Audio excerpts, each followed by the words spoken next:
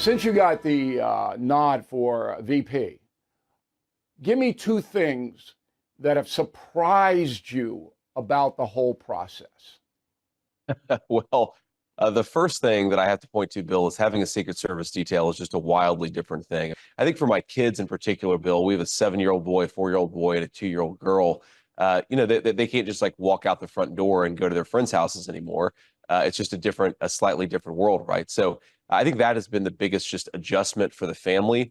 I think the really big positive surprise is just you see the country in a totally different light as a VP nominee.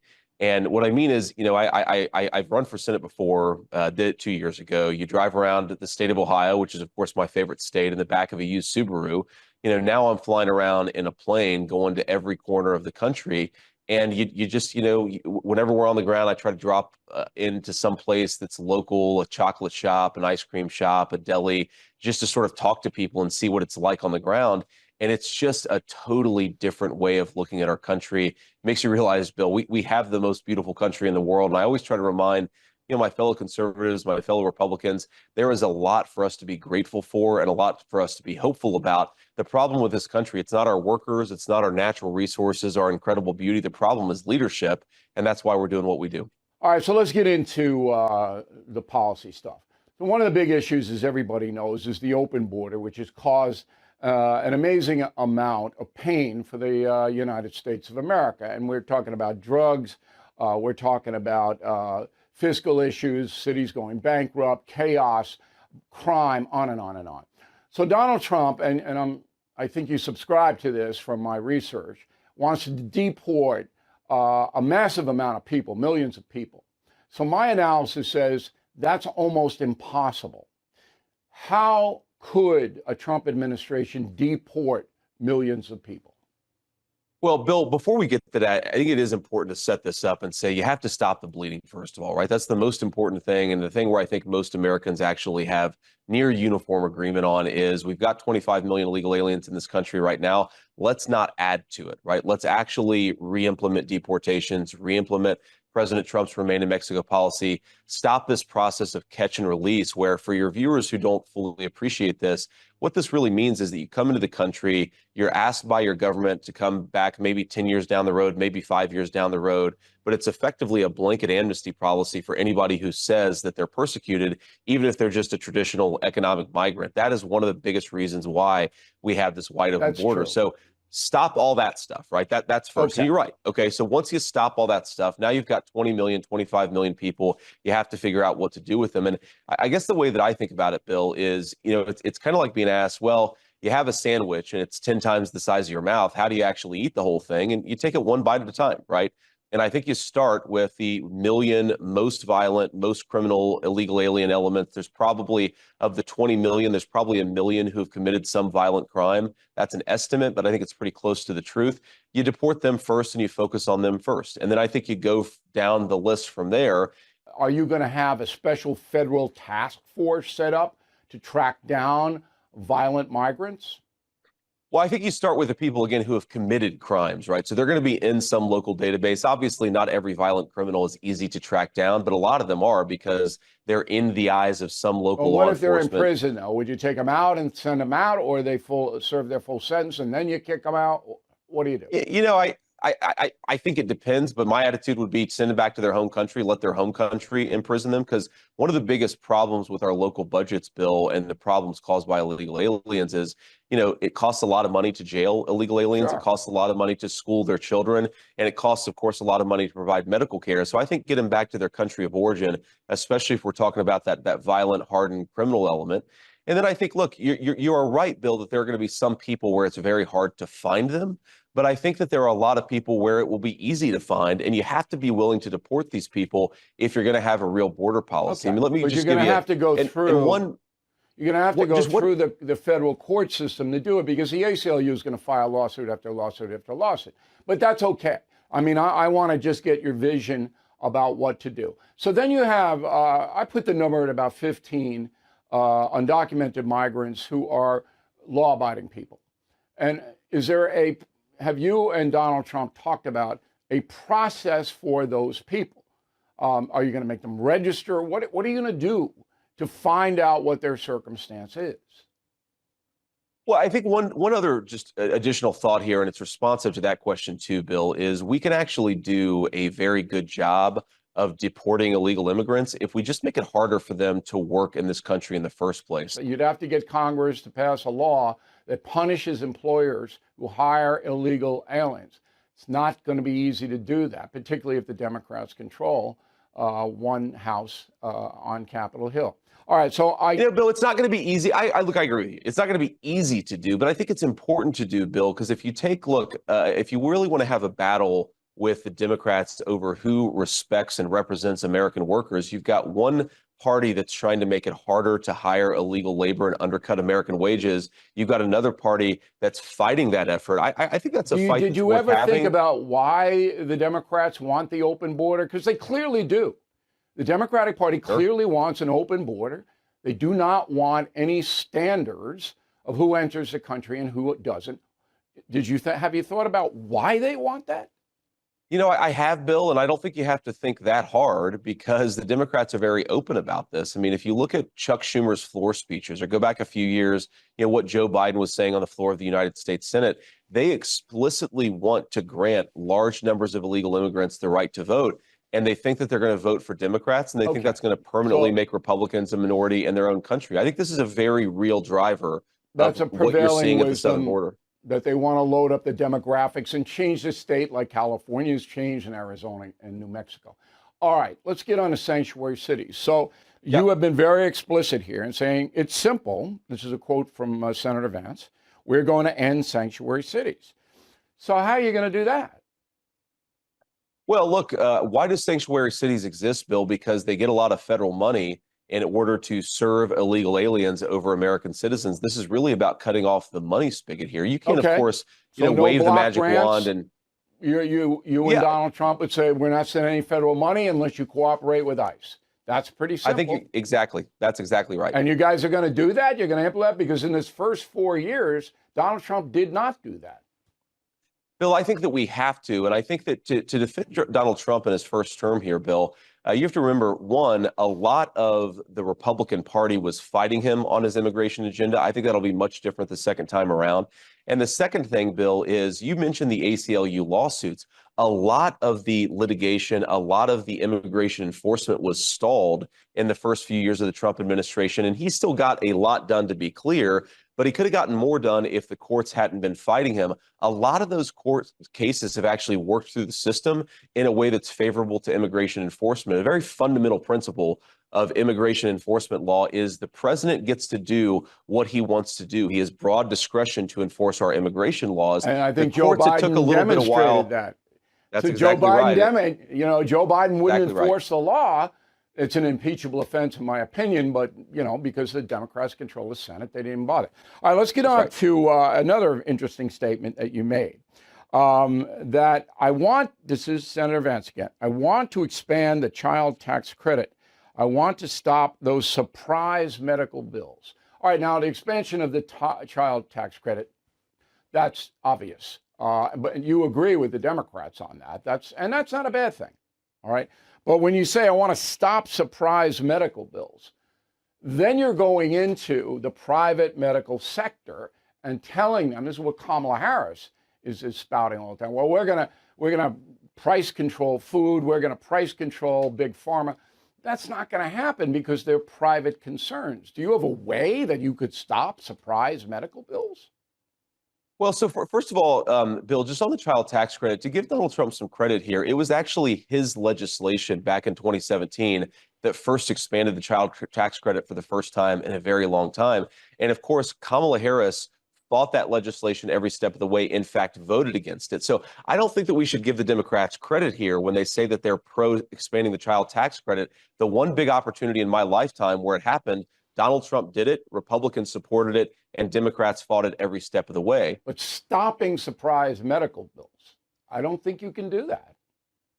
Well, here's the way that I've thought about this, Bill, and we've actually worked on legislation during my time in the Senate to work on this. Take for example, a situation that I've experienced just in my family, and I'm a very lucky guy. This is not the sort of thing that broke the bank, but it could be for a lot of middle class families where you go to the hospital, your wife delivers a beautiful baby, you're excited about it, and then through the process of dealing with all of the shots and the vitamins and the things that are necessary for that new baby, you accidentally, and sometimes through no knowledge of your own, go to an out-of-network provider for a particular service, and you get home with your beautiful baby a few weeks later, and you get a shockingly high medical bill. I think that there are actually real solutions that exist to be able to solve that problem. The question is, when you have these surprise and totally unforeseen circumstances, who should bear the burden of that? The the insurance companies or the American family? But what would I the think law that it's look totally like? reasonable. What would the federal law look like to stop that?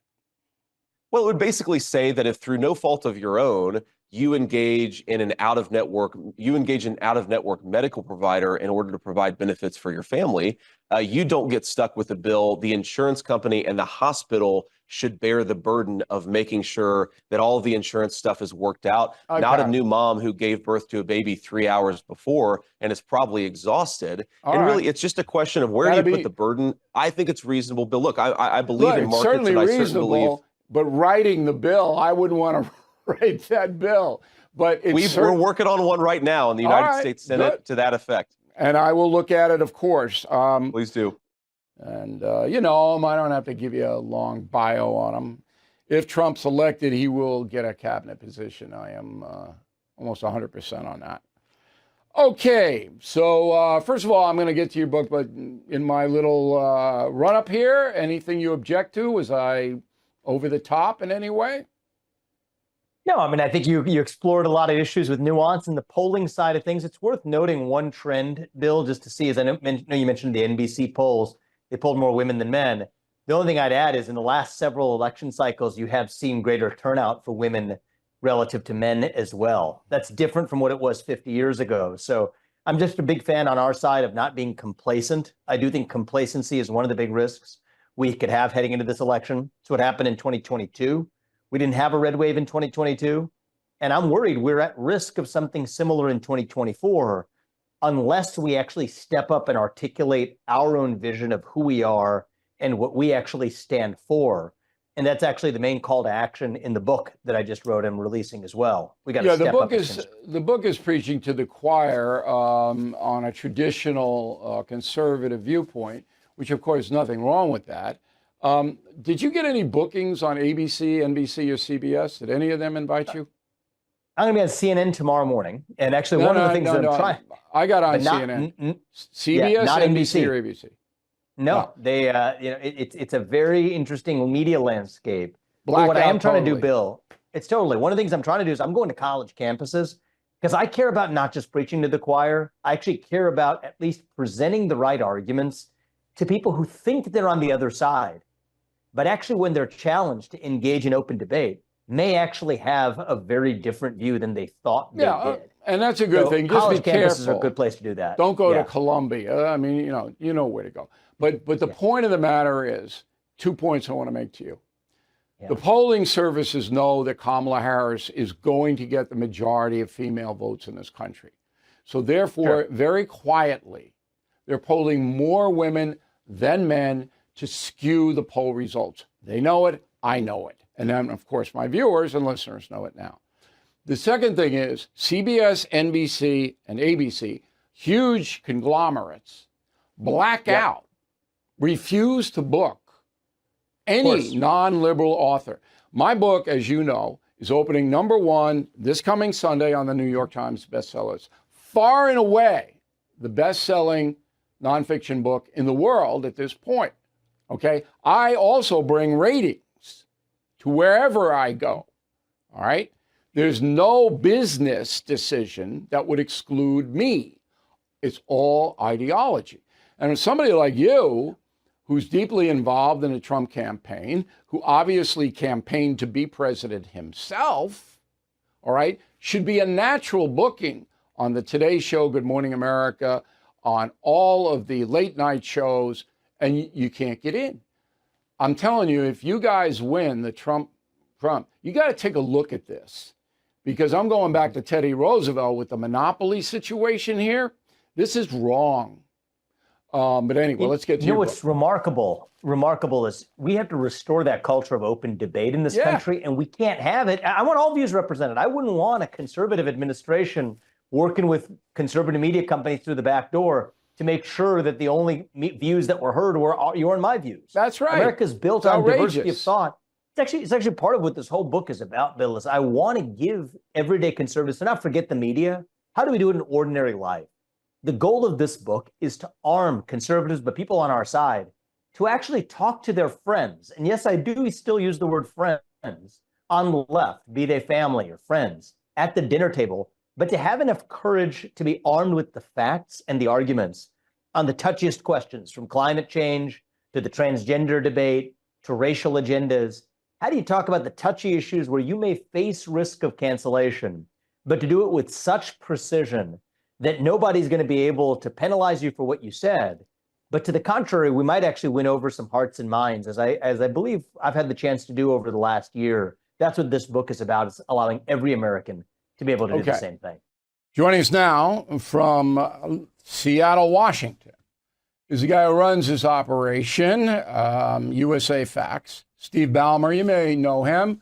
Used to run Microsoft, owns the LA Clippers, and we're pleased to have him on. So obviously your goal is to try to get information to the American people. Do you think you're getting through?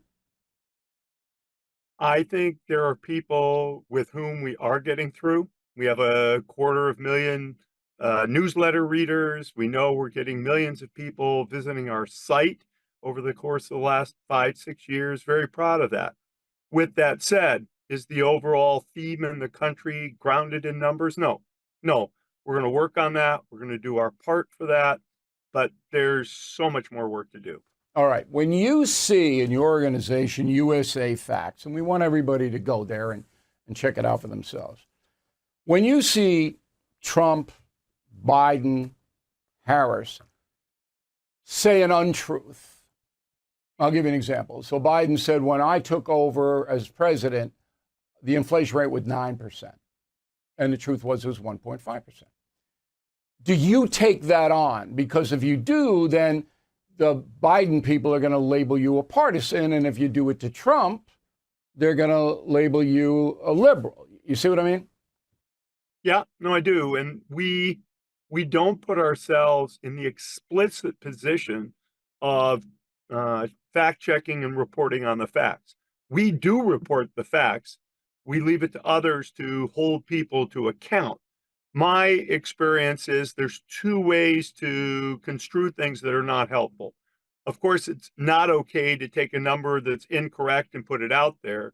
The second way, and a little bit more insidious, is for people to pick numbers to talk about, give them no context, and then let people think they are much larger than they might be or much smaller than they might be if you look at it in the context of history or a broader perspective, if you will. Okay, so you're going to provide not only the facts, but the context, which you did in your commercial about undocumented migrants by saying, look, the backlog is now 2.5 million people. You can't adjudicate that within 5 years. You couldn't.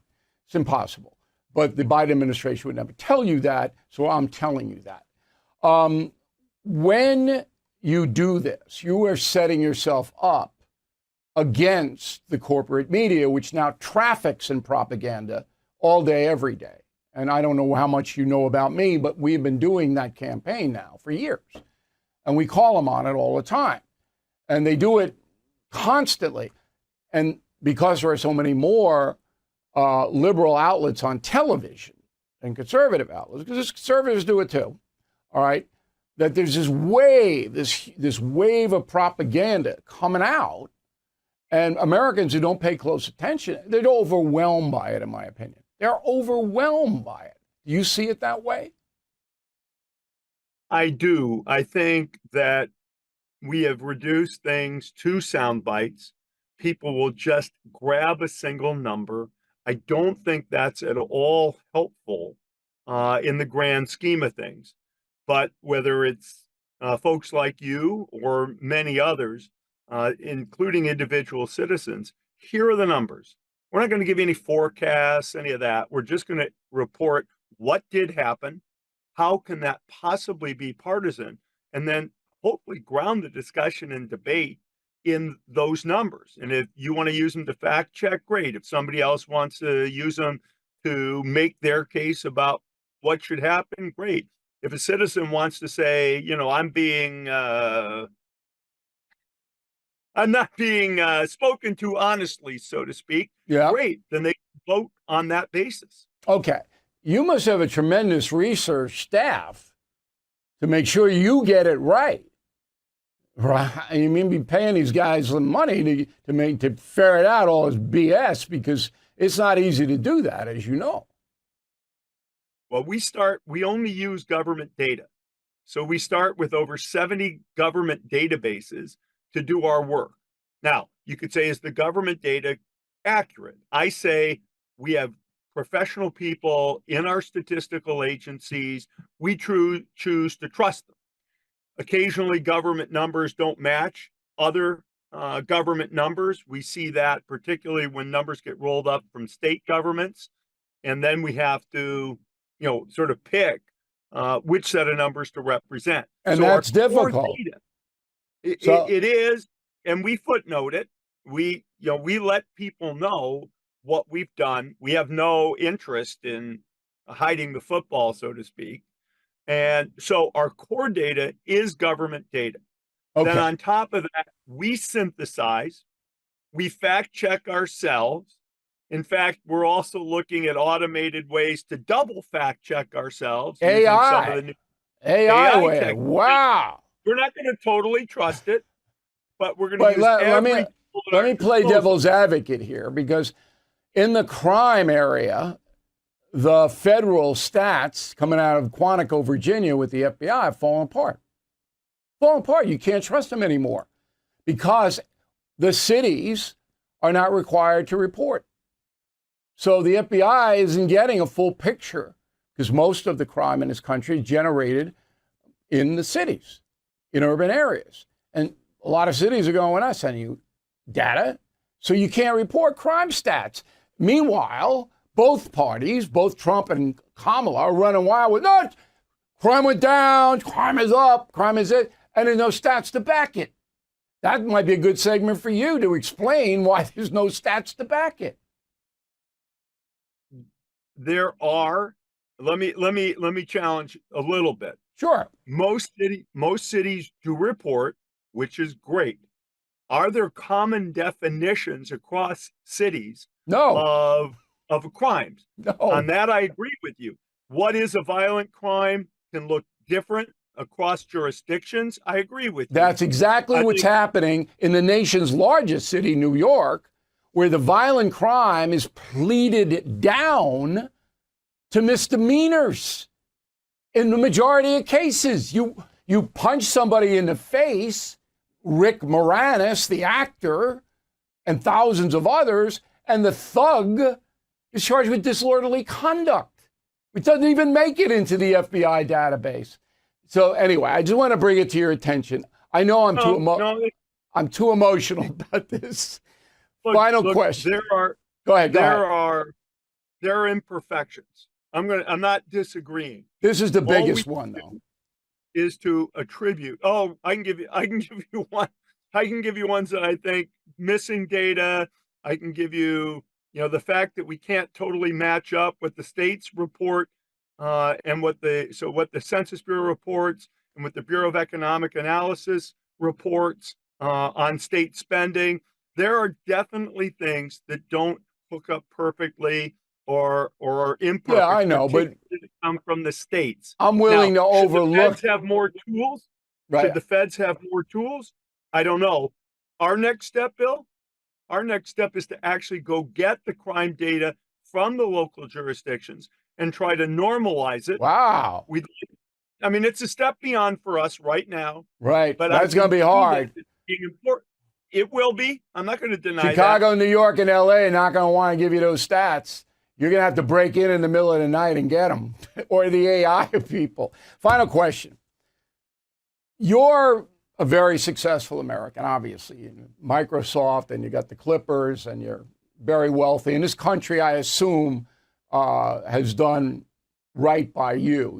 You're a patriot. You love the country. You understand the opportunity it affords almost everybody. I am so furious about the collapse of the media, the corruption in the corporate media. I can't tell you how furious I am.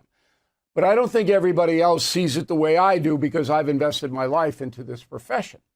And I've watched it go down to a degree now where my operation, the most successful independent news operation in the world, we have millions of people depending on me to get them information they cannot get from the corporate media, NBC, ABC, CBS, Fox, whatever it may be. They can't get the information because they're all ideologically driven.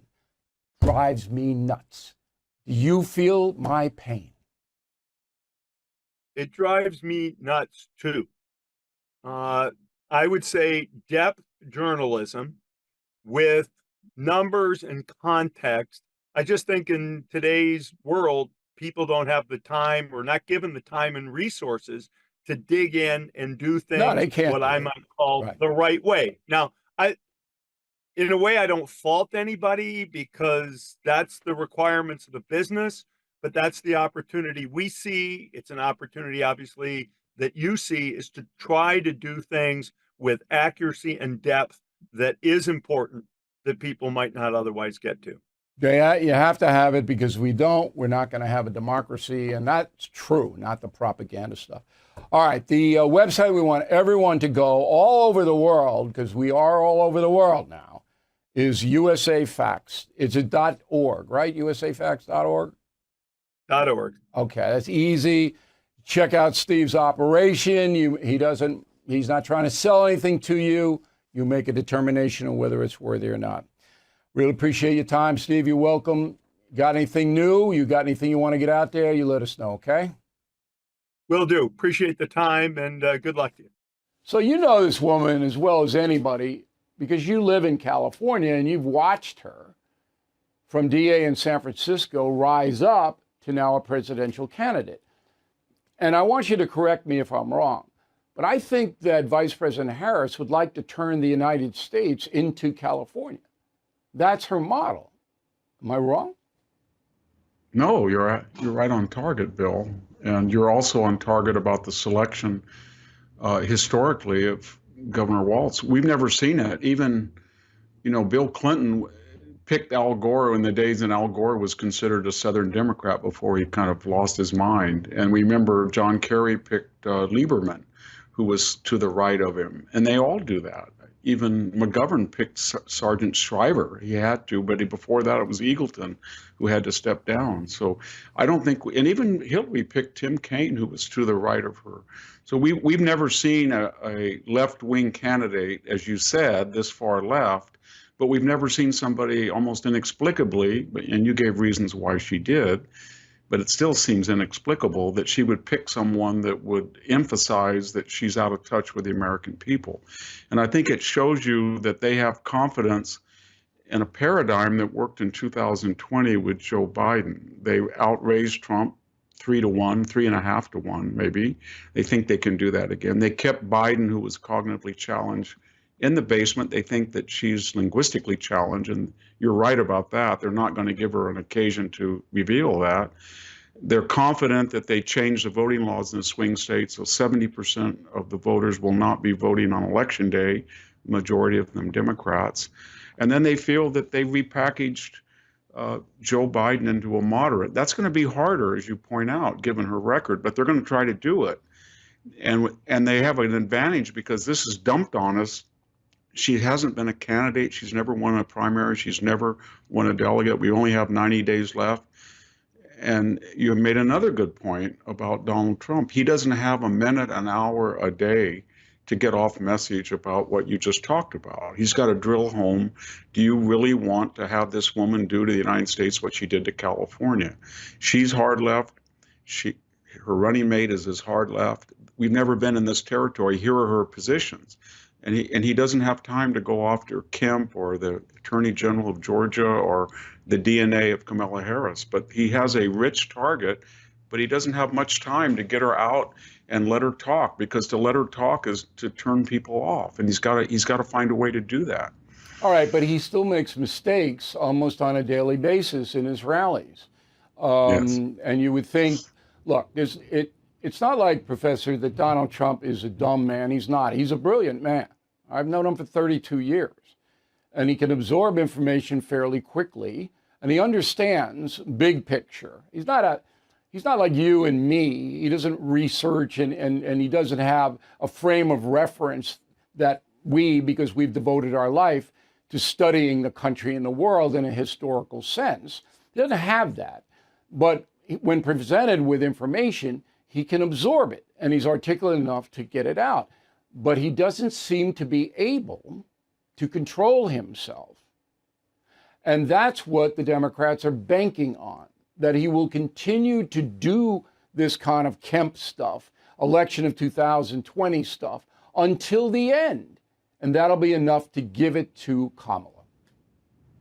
Yeah, I think what they're thinking is, and I think what Trump is thinking, he felt that after the debate meltdown with Biden and then the panic in which at one point he was 8 poll ahead, and then the conventional wisdom that Biden was still going to be the candidate because the left had admitted they had a Spiro Agnew type of vice president that had saved Nixon for a while. And then when they forced Biden out and they put in Harris, everybody thought this was going to be even worse, but it wasn't, because of the money that came in and the keeping her secluded. And I don't think Donald Trump has shifted gears yet. He still thinks he's in the lead. He still thinks it's valuable to say how bad Biden did in the debate, how bad Biden was, how bad is, but he hasn't shifted gears to realize that Biden is irrelevant now. Do you think he can shift gears, Professor? Do you think I think he can. You do? Okay. I think you've talked to the people around him, Bill. You know that if you were to compare them to the 2016 and 2020 cast, they're a lot more polished, they're more professional. And when you said they're worried, or they are. I have talked to some of them too, and they know exactly what he has to do, and they've told him exactly what he has to do, and they've told him that if he doesn't do it, we're going to lose, because we've never been in this territory. We've never had anybody this left wing, and if they win the Senate and the House with her, then I'm not very confident for what's going to happen to us. I think it's going to be a disaster. That brings me to my next question. So you got a lot of billionaire money, and we have been investigating, and we put the people up, Reed Hastings, Lincoln, a lot of billionaire money coming behind Kamala Harris. Do these people not know that if this far left cabal gets power, congressional and executive power, that a wealth tax is coming? And they're going to seize private property. They're going to seize what these billionaires have in a big way. They don't care about that? So why do they keep funding the far left candidates? They do, because they feel so far they've never been subject to the consequences of their left-wing ideology. If you're a Mark Zuckerberg or you're Reid Hoffman or the Google people, they always feel that they can virtue signal about the wonders of teachers' unions. Their kids are in private school. How we need 30 kilowatt, 30 cents a kilowatt power in California, but they live on a cool coast and they have enough money, they don't care.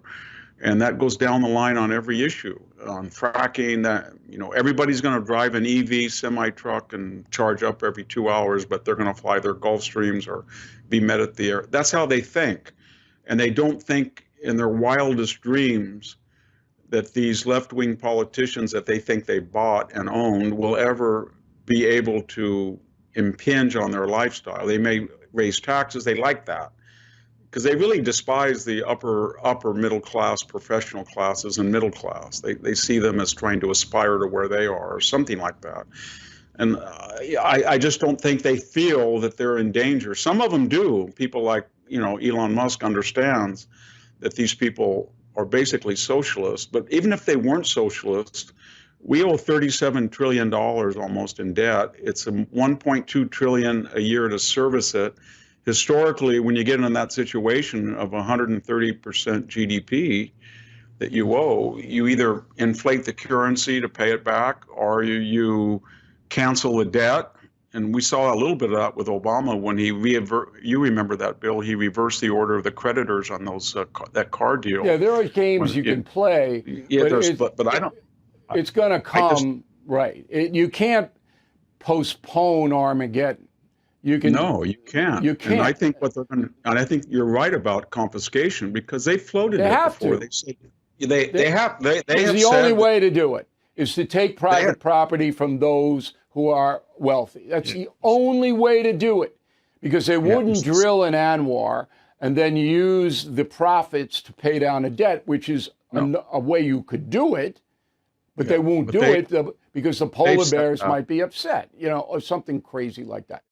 Joining us now, West Palm Beach, Florida, Eric Bowling, and he is on Rumble, YouTube, all over the place with a presentation called Bowling. At first, I thought it was 10 pins, but then I realized it was political commentary named after him. It took me a while. I had my bowling shirt and shoes on to watch bowling, but I didn't need them.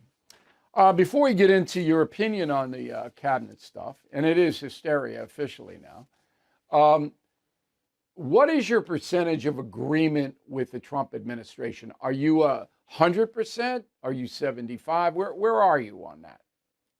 Well, Bill, really good to be back with you. I want to wish you a happy 50th golden anniversary. Like, you've been married to the media for 50 years. I believe it's golden. Where am I with Trump?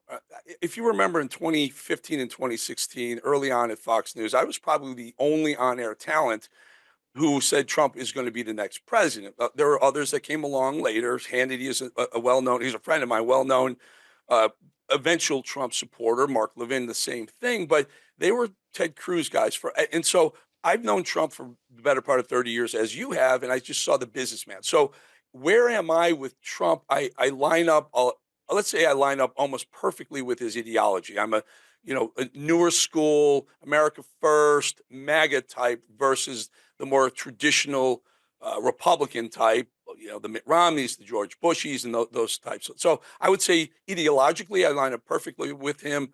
I'm a friend of his during the first administration. It was not unusual to get a phone call at night from the White House saying the president wants to have a chat with you. And I would take the call, and whether I'm in bed and sleeping, it didn't matter. I've been to the White House dozens of times to meet with him and talk to him. If that's the question, that's where I stand. Okay. Is there anything that you have criticized him for, say, in this campaign? Yes, there is one issue that I've criticized him for in the first one, and this one, I'm against escalating fees and tariffs against foreign countries. All right, so a business issue. Okay. Indeed. All right, but all of the cabinet picks, you're okay with them? No problem with any of them? Well, let's put it this way. I believe that the American people have given Donald Trump Yeah, president. but that's the pat answer. Come on, stop. I'm talking to you, Eric Bowling. No, it's relevant, though. Bill, you and I go way back. This is relevant. Not. They gave him a mandate. It doesn't matter. You're a political commentator. You shouldn't be swayed by any voting or anything like that. You should make up your own mind and give your opinion to the people. I'm scolding you now. I think. Is there any cabinet person that you don't approve of? Maybe Howard Lutnick. Maybe it would be the only one. Another economic. Yeah. Well, yeah. Okay. But for reasons that you may or may not understand. Do you understand out of this Morning Consult poll, and that's a left-wing outfit, Morning Consult, okay, that the only cabinet person underwater is Matt Gaetz. Do you understand why? Of course, I understand why. What would that? Why is he underwater?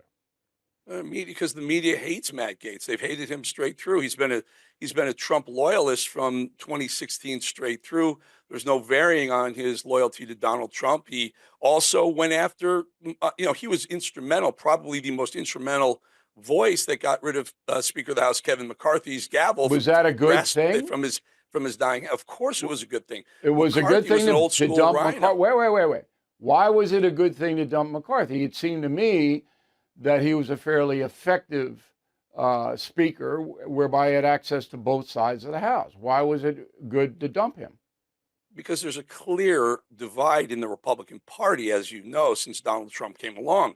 There's the old school establishment wing of the party, and that was Kevin McCarthy, the Bushes, the Romneys, the Roves. They're all together in a type. And then there came Donald Trump, which was a new conservative. It was a more Yeah, America but he had a first, good more relationship populist. with Trump. I mean, they're buddies. Not really. You don't believe that, yeah, do you, Bill? McCarthy and You don't Trump. believe that.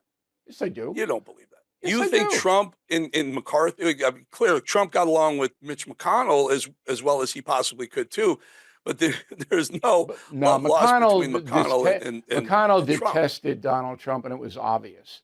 And McCarthy he did. detested the same way. All right. Well, no, come We on. Bill. disagree on that. McCarthy, I McCarthy think- knew he needed Donald Trump's approval to get anything done, and I think grabbing the gavel out of McCarthy and handing it to Speaker Johnson was an upgrade. I'm not saying it's perfect, but it was an upgrade. All right. I'm not going to quibble with that. I didn't like.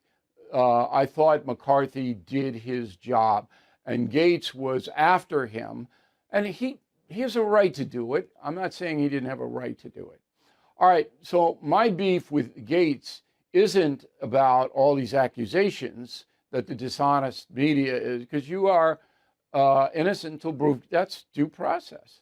And I give the former congressman due process. He's going to get murdered when the House Ethics Committee comes out. You know that. It's going to be horrible.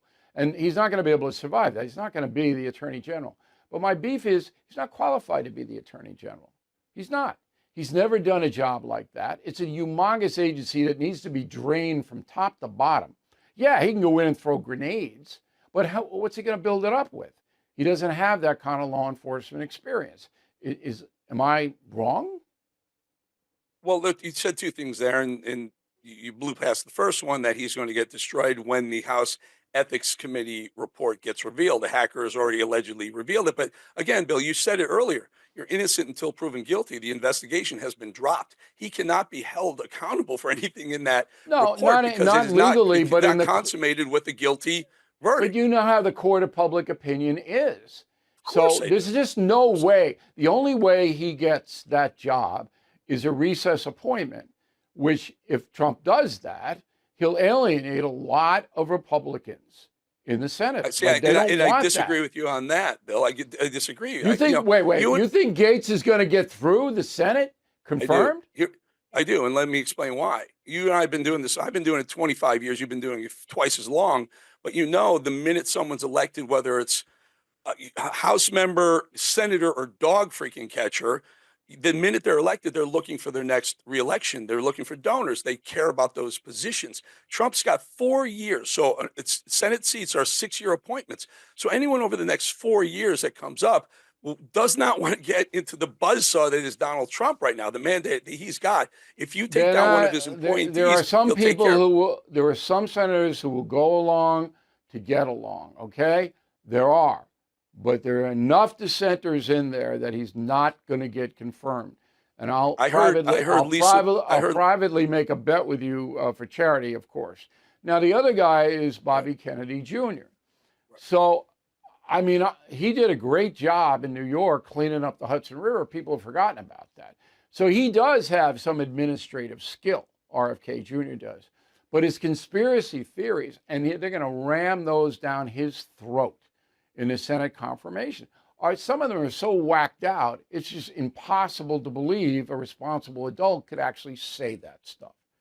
And I don't see him getting through either.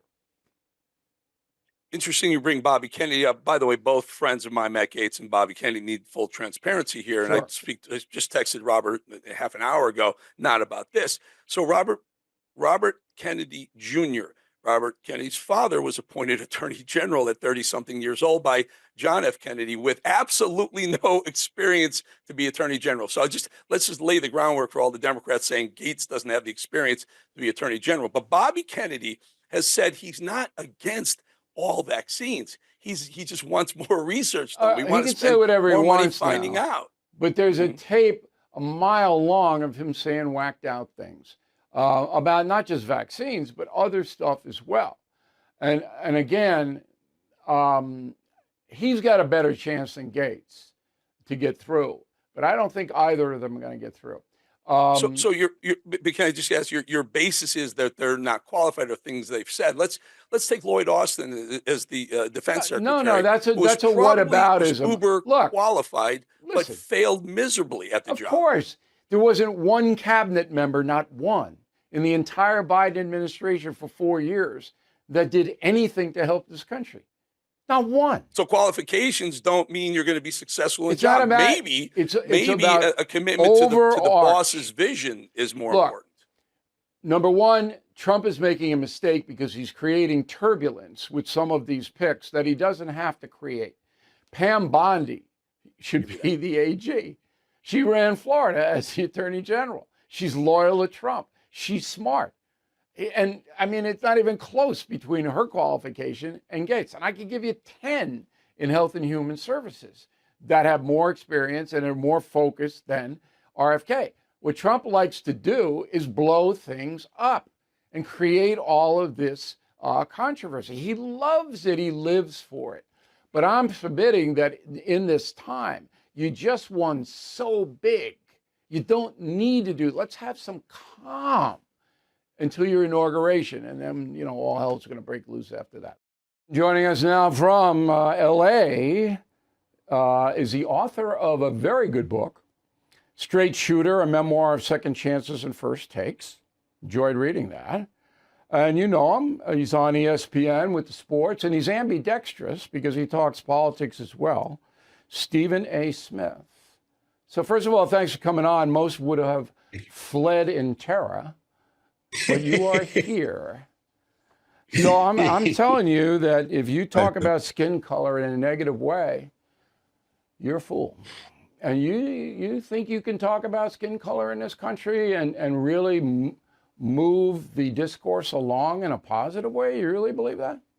Well, I think that if you are an individual that's fair-minded, which shockingly, or to a lot of people out there, I find you to be fair-minded. I think if you're talking to somebody and you're fair-minded and you take into account the position that they're coming from, then obviously it's going to heighten your level of sensitivity because you're going to understand that you're not living in their shoes. And when I listened to you speak the other day, yeah, like I said, I have a distinct advantage when it comes to you. When you had the O'Reilly factor, I barely missed it. It was an elite show. Obviously, you were a preeminent voice in the world, the king of cable television, as they say. Weeknights at 8 p.m. Eastern Standard Time on Fox News Channel. I watched you all the time. And I know that you are an independent. You don't consider yourself a Republican or a Democrat, and you do what you believe the facts tell you. And so my attitude was, where was that Bill O'Reilly when he was talking to Chris Cuomo? I didn't see that person. I saw a person that's... Well, let's get specific. What do you mean? My thesis is that we're all Americans. Okay. Pluribus We agree there. unum. All right? Okay. And that we are post-racial in evaluating people on the basis of their skin color or disparaging people, as Trump did to Kamala Harris. No doubt he did. All right. We are beyond that here, or, you know, and if we're not, then people like me and you should disparage the skin color people. That's the point. That's the point I made. Yeah, but you were saying also, in other words, you were alluding to this reality that's virtually non-existent. That's not something that's really going on in everyday America today. I would say to you, it might be more the exception than the rule in today's generation compared to what it was decades ago, but it still exists. Ask any Black person and they'll tell you that. Okay, we deal with but things. I'm not talking about personal prejudice and bias at all. My thing was centered around Donald Trump and Kamala Harris. That was the context of the remarks. Yeah, but you were expansive. What? But you were expansive. You were expansive. You went I beyond was it. You said, let me expansive say this. in the context of anybody making decisions to attack another person or criticize another person on the basis of skin color is a fool. Now, I'm not. I agree with that. I wasn't. We agree there. Well, that's what it was. Look, Yeah, I understand the reality that African Americans and other minorities are treated differently in some places than Caucasians. Everybody gets that. But when politicians at the highest level, Stephen, this is very important for a guy like you who has access to a lot of minority viewers and listeners, very important you understand that. When these people devolve into criticism because of skin color, that should not be acceptable. It's not acceptable. Nobody is saying that it was, and I'm not saying that you are saying it was saying is acceptable. I'm saying when you contextualize what you were saying, you said, you became a bit more expansive. And you said, let me go on to say this. Anybody who does, as you just articulated, is a fool. And I'm saying to you, there's a whole bunch of fools out there, Bill O'Reilly. Are you paying attention? There's a whole bunch of fools in this world. Of course I'm paying attention. I lambaste those people all the time. More so than most of us. Right, let's get specific now. So we talked about the overall general point. I want specific answers. There are Americans, millions of voters, who vote on a basis of skin color. So if you're black and a black candidate is running, you see that person more favorably. Is that right or wrong?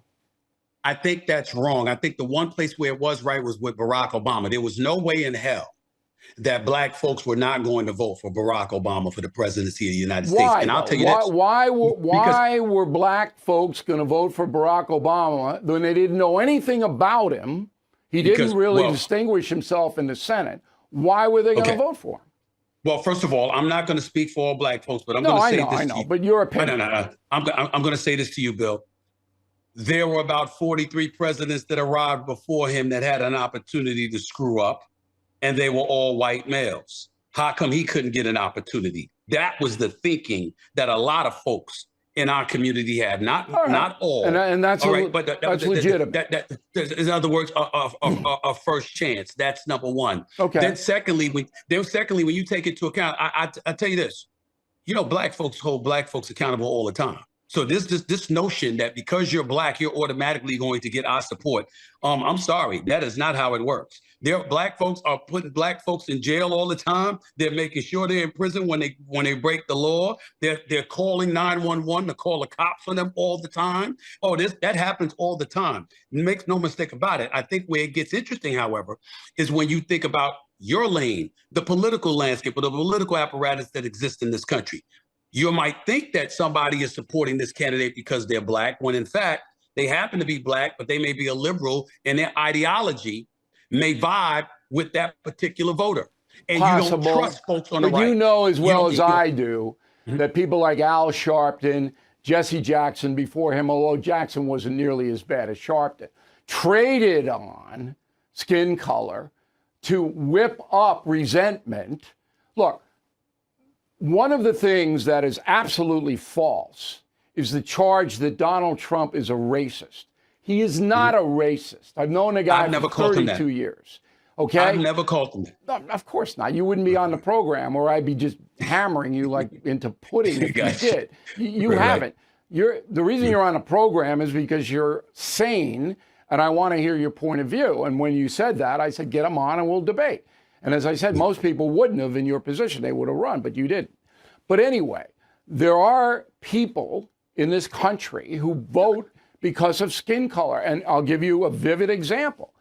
African Americans were bailing from Joe Biden. They were bailing from him. Yes, there was a perception that the man was way beyond capacity to do the job. Yes.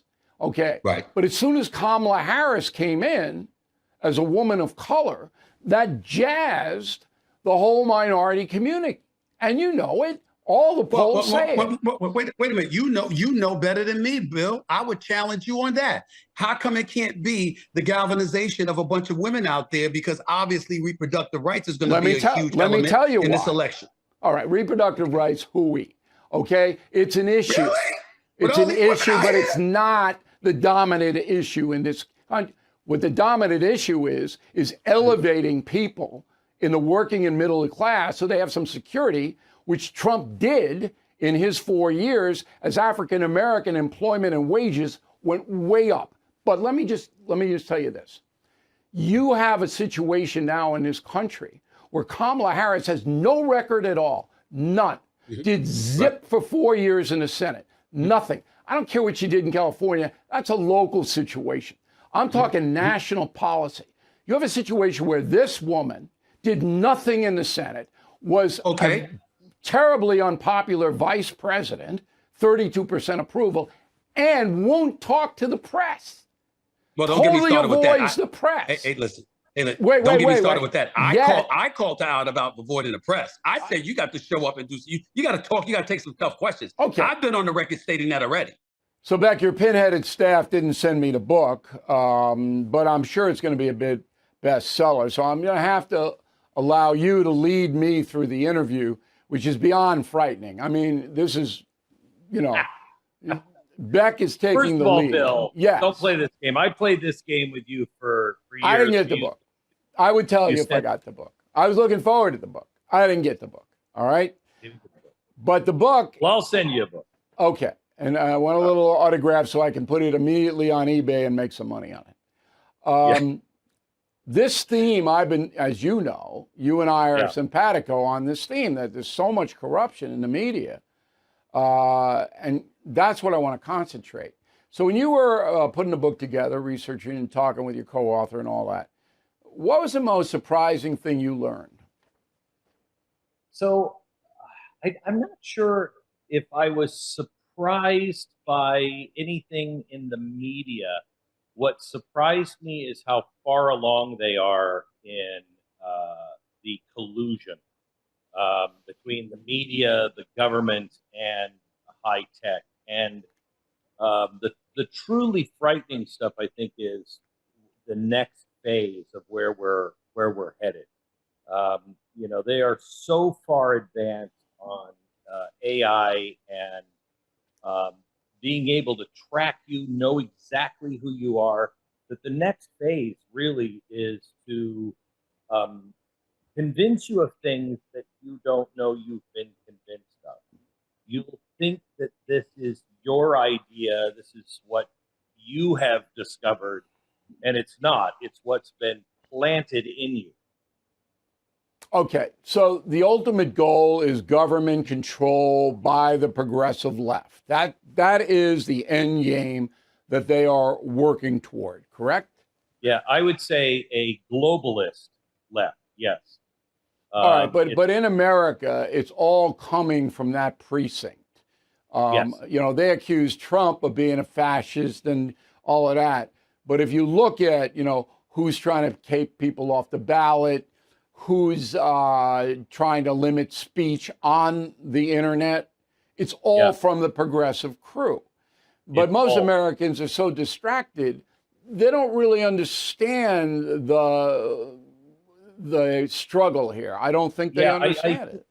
Yeah, and I don't think people understand that, and we talk about this, that there is help in from one country to another. For instance, we can't spy on our own people. Fine.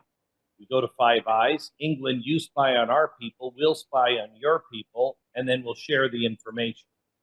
That way, we're not breaking any laws. But you'll see this in action in Brazil. We were helping shut down Elon Musk in extraordinary ways by feeding them information and helping them coordinate an all-out attack on Elon Musk. So when you say they, where is this coming from? Joe Biden couldn't possibly grasp any of this. He's not smart enough. He's in a diminished state. He can't be taking the lead. Who's they? No. I would say that it is the World Economic Forum and the United Nations are taking a lead role in this. However, you've got people planted in the deep state that is coming from high tech, coming from business, that they all kind of exchange hands, and they all need each other.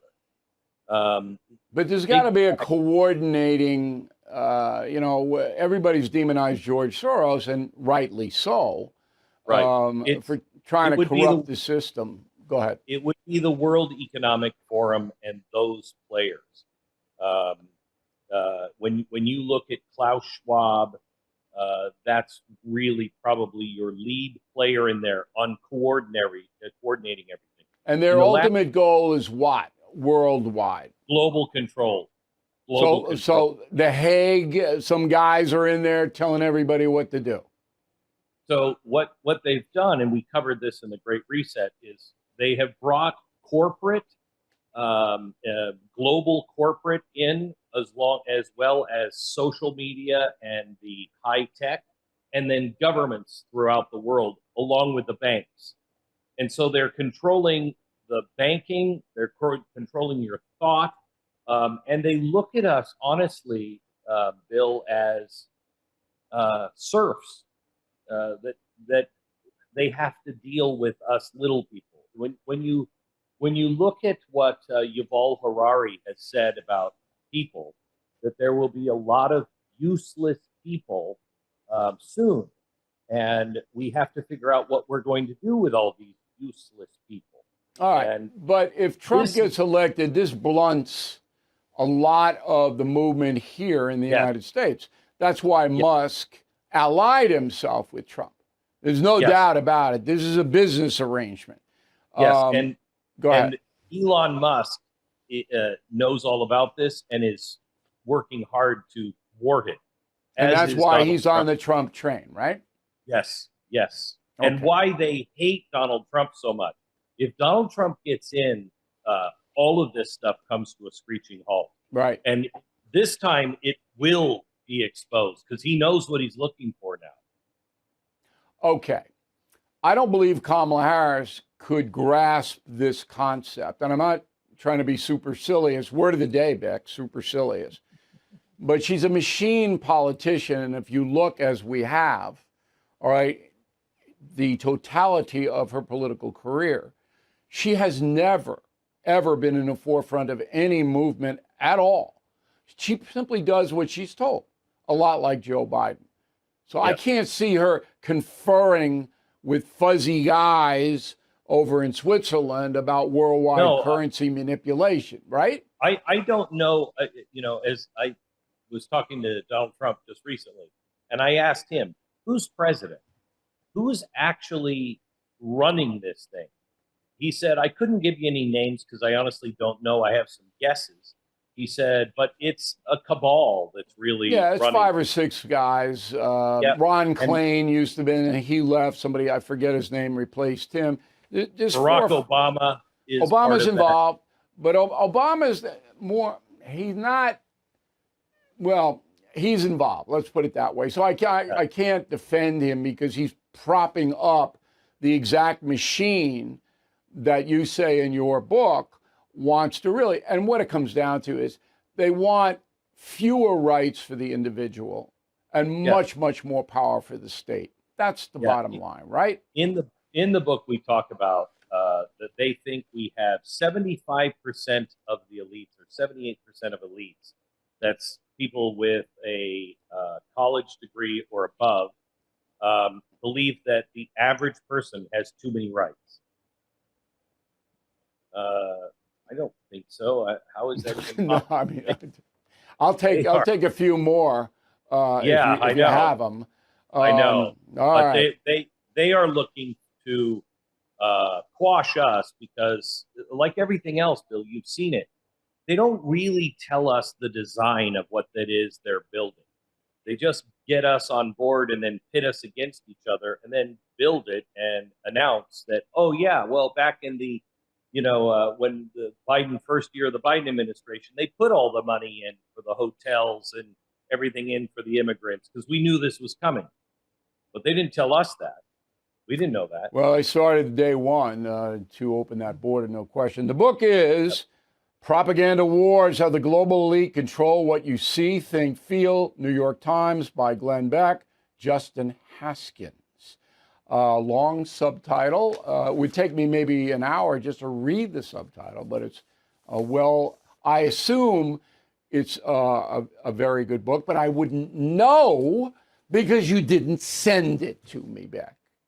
No, I swear to you, I said, get Bill O'Reilly the book immediately. You've got to read it before the. To watch the full episodes of the No Spin News, visit BillO'Reilly.com and sign up to become a premium or concierge member. That's BillO'Reilly.com. Sign up and start watching today.